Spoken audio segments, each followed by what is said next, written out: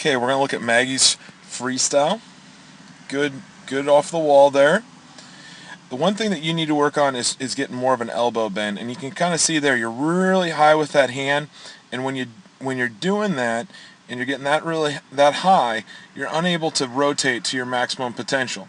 And I think as there you can kind of see the hips are swaying that direction when you're doing that. So I think that's one thing to look at. The other thing is you want to breathe a little bit earlier, and you can kind of see, let me rewind it.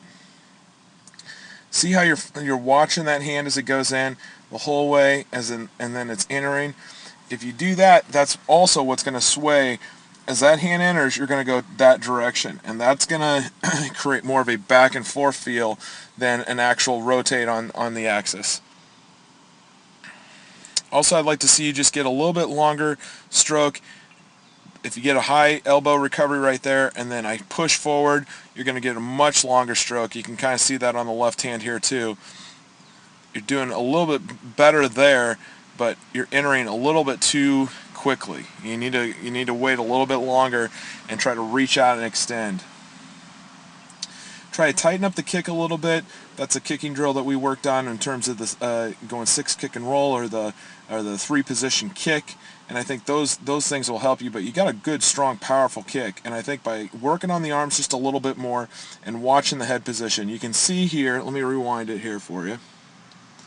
You can kind of see here how the head's just a little bit lower, and because of that, it's causing us to be a little bit more sinking in the front half of the stroke. But overall, great job. Okay, here we're going to take a look at Maggie's freestyle, and as you can see, we talked about this together, which was the head position is just a little too low. Since that head's so low, it's just driving everything down. But the other thing that we really need to concentrate on as I rewind it here is you can kind of see that's where my hand is entering. My hand is entering right in front of my face, instead of thinking about the fact that there needs to be a point next to my hip and a point in front, which creates a straight line, and here would be my head. That's what we're looking for. You're crossing over right here, entering, and what's happening is that my stroke is that my stroke is getting shorter, and it's becoming a back and forth type of stroke, and we want to try to avoid that. You got good movement with the hips. We need to not kick so much from the knee. It needs to be more from the foot, be more flexible with the toe and the ankle.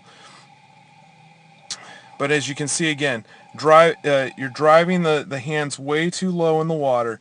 So what's happening is there the hand enters, and it's driving forward and down underwater, and now I'm pulling really, really deep.